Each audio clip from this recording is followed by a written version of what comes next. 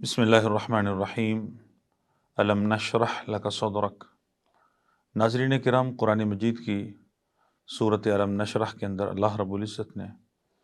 نبی اکرم صلی اللہ علیہ وسلم کو یہ فرمایا کہ کیا ہم نے آپ کا سینہ نہیں کھول دیا۔ یہ اللہ رب العزت کا بہت بڑا اعزاز اور بہت بڑا اکرام ہے کہ آپ علیہ الصلوۃ والسلام کے سینے کو اللہ رب العزت نے جو کھولا اور شرح صدر فرما دیا، ایمان و حکمت بھر دیا۔ یہ اللہ رب العزت کا آپ علیہ الصلوۃ والسلام کے اوپر بہت بڑا انعام اور بہت بڑا فضل ہے۔ جناب موسیٰ علیہ الصلوۃ والسلام تو اس کے لیے دعا کرتے ہیں کہ رب اشرح لی صدری ویسر لی امری واحلل عقدۃ من لسانی یفقہوا قولی، لیکن یہ مقام عزت اور مقام اکرام ہے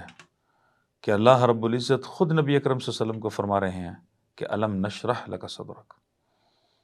ناظرین کرام، نبی اکرم صلی اللہ علیہ وسلم کی عمر مبارک ابھی 3 سال سے کچھ اوپر تھی، اور آپ رضائی والدہ محترمہ سیدہ حلیمہ سعدیہ رضی اللہ عنہا کی بستی بنو بکر میں تھے، اپنے رضائی بھائی کے ساتھ اور چند بچوں کے ساتھ کھیل رہے تھے کہ یہ شق صدر کا پہلا واقعہ پیش آیا کہ آسمان سے فرشتے آتے ہیں اور آپ علیہ الصلوۃ والسلام کو لٹا لیتے ہیں، اور لٹا کے آپ علیہ الصلوۃ والسلام کا سینہ چاک کیا جاتا ہے، جسے شق صدر کہتے ہیں، اور آپ صلی اللہ علیہ وسلم کا دل نکالا جاتا ہے۔ دل نکال کے سونے کے ایک تشت پر رکھ دیا جاتا ہے، اور پھر اس کو زمزم سے دھویا جاتا ہے، اور پھر اس دل میں سے ایک لوتھڑے کو الگ کر دیا جاتا ہے، اور یہ کہا جاتا ہے کہ یہ شیطان کا حصہ تھا جو ہم نے الگ کر دیا۔ اور پھر آپ علیہ الصلوۃ والسلام کے دل کو زمزم سے دھو کر ایمان اور حکمت سے بھر دیا جاتا ہے، ثم ملئ ایمانا و حکمہ۔ اور آپ علیہ الصلوۃ والسلام کے ساتھ یہ اچانک اس قدر جلدی ہوا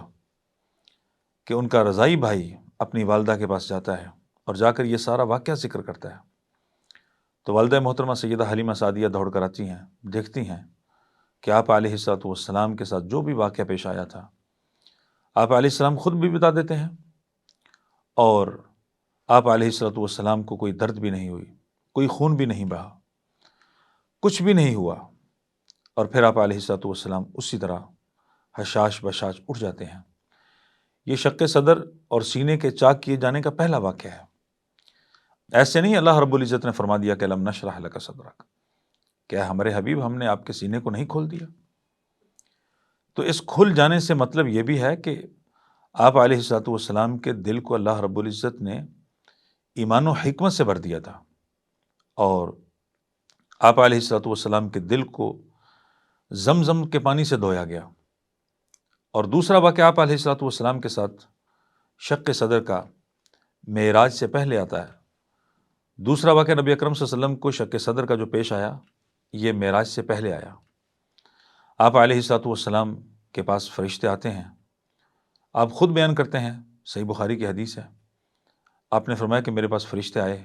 اور انہوں نے میرے سینے کو چاک کیا، میرے دل کو نکالا، اور ایک سونے کے تشت میں رکھ کر اس دل کو دھویا، زمزم سے دھویا، اور پھر اس میں ایمان اور حکمت بھر دیا۔ اور پھر اس کے بعد اللہ رب العزت نے آپ کو سبحان الذی اسری بعبدہ لیلا من المسجد الحرام الی المسجد الاقصی، یہ جو اسراء اور معراج کا واقعہ پیش آیا، پھر اس کے بعد پیش آیا، اور آپ علیہ السلام نے جو بھی آسمانوں پر اللہ رب العزت کی قدرت کی نشانیاں اور جو مظاہر قدرت اور اللہ کی نشانیوں کا جو آپ صلی اللہ علیہ وسلم نے مشاہدہ کرنا تھا، آپ نے دیکھنا تھا ان کو، اس کے لیے آپ علیہ الصلوۃ والسلام کو تیار کیا گیا۔ اور ایک بات اور بھی تھی کہ جو سن 12 نبوت کے اندر آپ علیہ الصلوۃ والسلام کو معراج کروائی گئی، اور اس سے پہلے شق صدر کا واقعہ پیش آیا، تو دشمنوں کی طرف سے آپ علیہ الصلوۃ والسلام کی ذات پر، صحابہ اکرام پر، اہل بیت پر، اور اسلام کی دعوت کو روکنے اور دبانے کے لیے جو سر توڑ کوششیں جاری تھیں، اللہ رب العزت نے آپ صلی اللہ علیہ وسلم کو اس حوالے سے بھی استقامت، صبر، ہمت، اور شق صدر کے واقعہ کے ساتھ آپ صلی اللہ علیہ وسلم کو اللہ رب العزت نے ایک تسلی دی کہ آپ پریشان نہ ہوں، اس لیے کہ اللہ رب العزت کی جو قدرت ہے اور اس کی جو طاقت ہے وہ بہت بڑی ہے۔ ناظرین کرام، یہ دو واقعات شق صدر کے صحیح احادیث کے اندر مروی ہیں۔ جو واقعہ اسرا سے پہلے شق صدر کا ہے یہ صحیح بخاری کے اندر آتا ہے، اور 3 سال سے اوپر عمر کا جو واقعہ ہے یہ بھی بسند صحیح، شیخ البانی رحمہ اللہ نے اس کو اپنی سلسلہ صحیحہ کے اندر بھی ذکر کیا ہے، 2529 حدیث نمبر ہے، اور اسی طرح سنن دارمی کے اندر بھی یہ واقعہ موجود ہے۔ شیخ البانی رحمہ اللہ نے اس واقعے کے حق کو اضافہ کے ساتھ، کمی پیشی کے ساتھ تمام الفاظ کو جمع کر دیا ہے۔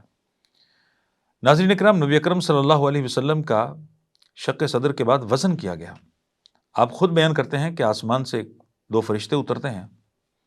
ایک فرشتہ میرے پاس آتا ہے اور دوسرا آسمان پہ ہی معلق ہے۔ تو جو میرے پاس آیا ہے فرشتہ، وہ آسمان والے سے پوچھتا ہے میری طرف اشارہ کر کے کہ کیا یہ وہی نبی ہے؟ ہوا کیا یہ وہی نبی ہے؟ تو آسمان والا فرشتہ کہتا ہے جی ہاں، یہ وہی نبی ہے۔ تو پھر کہا جاتا ہے کہ اس نبی کا وزن کرو، فزنہ برجل، کہ ترازو کے ایک پلہ اس میں نبی اکرم صلی اللہ علیہ وسلم کو رکھو اور دوسرے پلڑے میں کوئی ایک دوسرا آدمی رکھو۔ تو چنانچہ آپ صلی اللہ علیہ وسلم فرماتے ہیں میرا وزن کیا گیا تو میں ایک آدمی سے بھارا نکلا، اور پھر اس کے بعد آپ صلی اللہ علیہ وسلم کا جو ہے وہ 2 لوگوں کے ساتھ وزن کیا گیا، پھر بھی آپ بھارے تھے، 10 لوگوں کے ساتھ وزن کیا گیا۔ پھر آسمان والا فرشتہ کہتا ہے کہ اس نبی کا وزن 100 لوگوں کے ساتھ کرو۔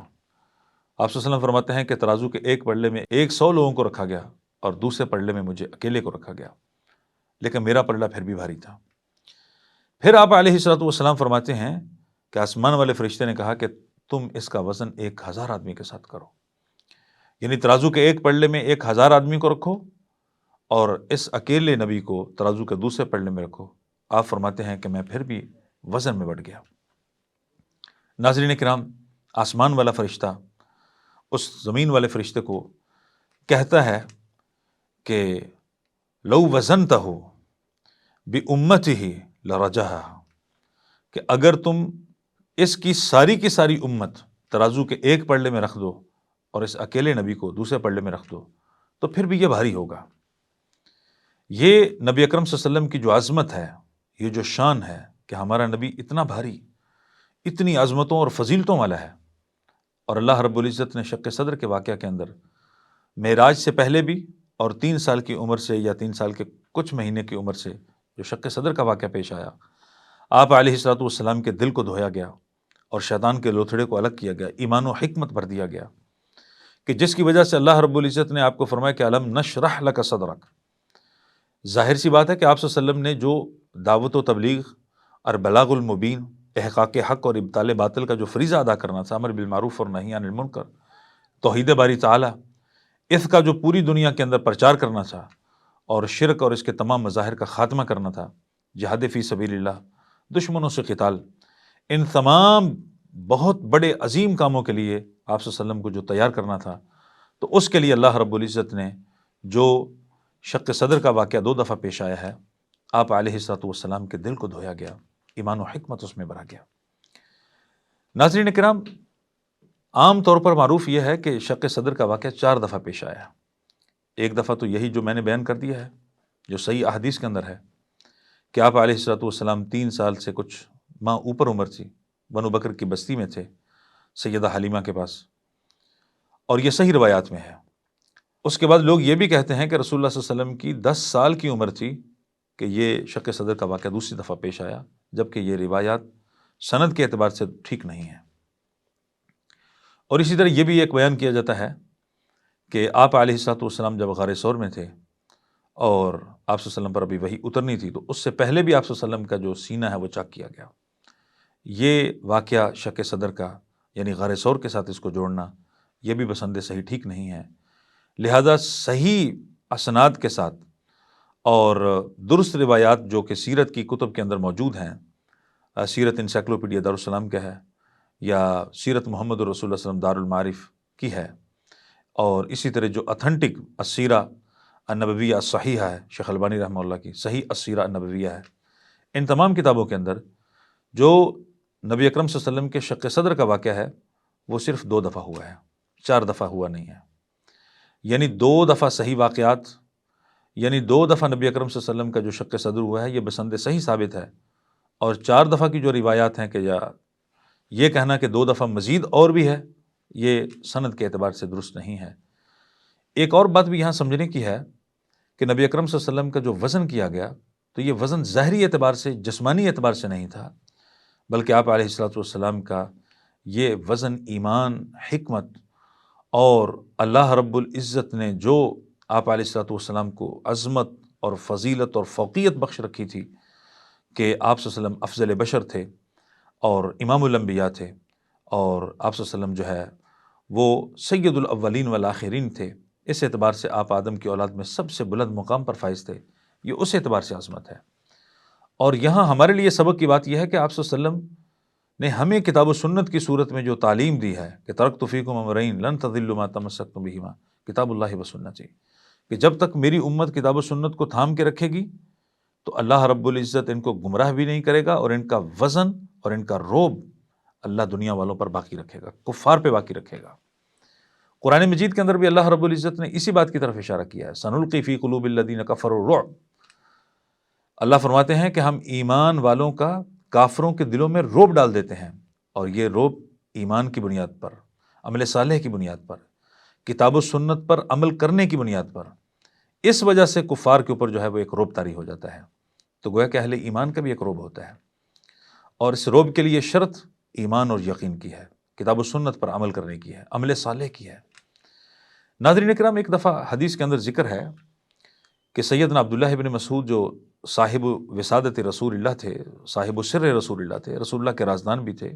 آپ کے لیے تکیہ لگاتے تھے، مسواک بناتے تھے، پانی کو گرم کرتے تھے، وضو کے لیے جو ہے وہ آپ صلی اللہ علیہ وسلم کے لیے پانی پیش کیا کرتے تھے،